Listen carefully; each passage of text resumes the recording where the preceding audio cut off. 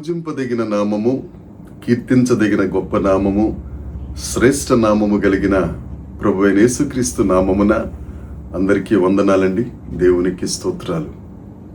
సైన్యములకు అధిపతి అయిన దేవుడు, మన పక్షమున యుద్ధములు చేసే యుద్ధశూరుడైన దేవుడు, మనలను ప్రేమించి మనకు అనుగ్రహించిన ఈ నూతన దినమును బట్టి సమస్త మహిమ ఘనత ప్రభావములు మన ప్రభువు మన రక్షకుడైన యేసుక్రీస్తు ప్రభువుకే చెందునుగాక.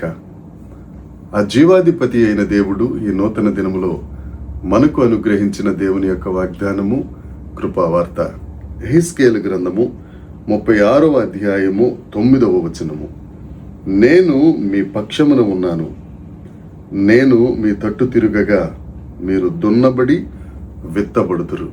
దేవునికి స్తోత్రం కలుగునుగాక, దేవునికి మహిమ కలుగునుగాక. ఎంత ధైర్యాన్ని ఇచ్చే వాగ్దానం అండి ఈ దినాన్న దేవుడు మనకు అనుగ్రహించారు.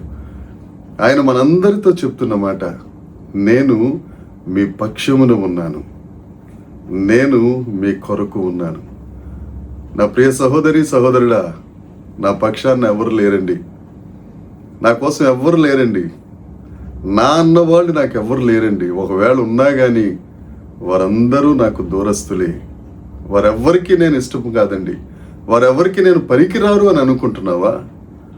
దేవుడు నీకోసమే ఈ వాగ్దానం. ఆయన నీతోనే అంటున్నారు, నేను నీ పక్షమున ఉన్నాను. సర్వశక్తిమంతుడైన దేవుడు, సమస్త సృష్టికర్త అయిన దేవుడు, తన నోటి మాట చేత సమస్తాన్ని నిర్మించిన దేవుడు, తన మహత్తైన మాట చేత సమస్త భూమండలమంతటిని, సమస్త సృష్టి యావత్తును పరిపాలిస్తున్న దేవుడు నీ పక్షానున్నాడు, మన పక్షానున్నాడు. దేవునికి స్తోత్రం కలుగునుగాక. ధైర్యం తెచ్చుకో. ఎవరైనా గొప్పవారు మనకు తెలుసుంటే, మన పక్షాన్నుంటే, మనకున్న ధైర్యం అంతా ఇంత కాదు. అలాంటిది సర్వశక్తిమంతుడైన దేవుడే నీతో నాతో మాట్లాడుతూ వాగ్దానం ఇస్తూ, నేను మీ పక్షానున్నాను. ఈ లోకరీత్యా చూసుకుంటే అన్నీ ఉన్నప్పుడు అందరూ ఉంటారు, ఏమీ లేనప్పుడు దరిదాపుల్లో ఒక్కరు కనపడరు. కానీ మన దేవుడు నమ్మదగిన దేవుడు, ఆయన అబద్ధికుడు కాదు. ఆయన చెప్పిన మాట నెరవేర్చే దేవుడు. ఏ పరిస్థితుల్లోనైనా నేను నీ పక్షాన్ని ఉంటాను నా ప్రియ సహోదరుడా సహోదరా, నా ప్రియ కుమార్తె కుమారుడా అని దేవుడు వాగ్దానం చేస్తున్నారు. ఎలాంటి స్థితిగతుల్లోనైనా ఆయన నీ పక్షాన్ని ఉంటారు. క్రొత్త నిబంధన గ్రంథంలో 4 సువార్తలు. ఈ 4 సువార్తలలో యేసుక్రీస్తు ప్రభు అనేకులకు మేలు చేశారు, అనేకులను స్వస్థపరిచారు, అనేకులు ధైర్యం చెడిపోతే ధైర్యాన్ని ఇచ్చారు, ఆదరణ కొరువైన వారికి ఆదరణకర్తగా నిలిచారు. వీరందరినీ దేవుడు మేలు చేస్తానే వచ్చారు. వీరందరూ వెలివేయబడిన వారే, వీరందరూ పనికిరాని వారే, ఎన్నిక లేని వారే. వారందరినీ దేవుడు కనుగొని, వెతకి కనుగొని, ఎంత గొప్ప మాట అండి. ఆయన ఎన్నిక లేని వారిని వెతికి కనుగొని వారికి మేలు చేసి, వారికి ధైర్యం ఇచ్చి, వారికి స్వస్థత ఇచ్చి, ఆదరణ ఇచ్చిన గొప్ప దేవుడు ఆయన. ఆ దేవుడు ఈ దినాన్ని నీతో చెప్తున్నారు, నేను నీ పక్షాన ఉన్నాను, ధైర్యంగా ఉండు. ఎవరున్నా లేకపోయినా, నీ కుడి ప్రక్కన 1000 మంది పడిపోయినా, నీ ఎడం ప్రక్కన 10,000 మంది పడిపోయినా, నేను మాత్రం నీ పక్షాన్ని నిలబడే ఉంటాను. ధైర్యం తెచ్చుకో. ఆ దేవుడు ఉన్నారు. ఆ దేవుడు నీ వైపు తిరగగా నీవు దున్నబడి విత్తబడతావు, నీవు చిగురిస్తావు, నీ జీవితం సస్యశ్యామలం అయిపోతుంది. ఎప్పుడైతే దేవుడు నీ వైపు తిరిగాడో, ఎండిపోయిన నీ జీవితం, ఎడారైపోయిన నీ బ్రతుకు చిగురిస్తూ ఉంది, పుష్పిస్తూ ఉంది, ఫలిస్తూ ఉంది. ఆ గొప్ప దేవుడు నీ పక్షాన్ని ఉన్నారు. నిరాశల్లో ఉన్నావా, నిస్పృహల్లో ఉన్నావా, నాకంటూ ఎవరు లేరండి, నా పక్షాన్ని ఎవరు లేరండి, కష్టాల్లో ఉన్నానని నేను అనుకుంటున్నావా? ఆయన నీ పక్షాన్ని ఉంటారు. అంతేకాదు, నీ వైపు తిరుగుగా నీకు సర్వ సమృద్ధి కలుగుతుంది. 118వ కీర్తన 17వ వచనంలో, ఆయన నా పక్షమున ఉండి నాకు సహకారియే ఉండెను అని అంటారు భక్తుడు. ఆయన మన పక్షాన ఉంటారు, అన్ని విషయములలో మనకు సహకారి అయి.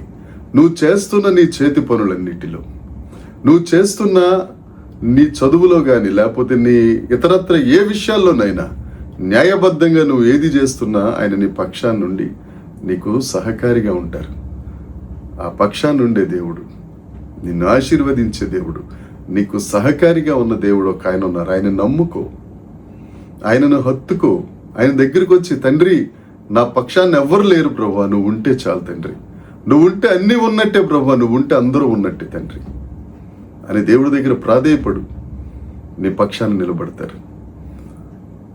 పరిశుద్ధుడైన పౌలు గారు రోమా సంఘానికి రాస్తూ, దేవుడు మన పక్షమున ఉండగా మనకు విరోధెవరు? ఆయనే నీ పక్షాన నీకు సహకారిగా ఉంటే ఇంకా నీకు విరోధెవరు? ఏ చేతులైతే నిన్ను వేలెత్తి చూపించి పనికిరాని వాడవని, నిన్ను చేదరించుకుని నిన్ను ప్రక్కన పెట్టేసేసి నిన్ను తొక్కుకుంటూ వెళ్ళిపోయాయో వారందరి ఎదుట నీ తలెత్తువాడుగా దేవుడు నిన్ను నిశ్చయముగా ఆశీర్వదించునుగాక. ఈ వాగ్దానాన్ని గుర్తుపెట్టుకో.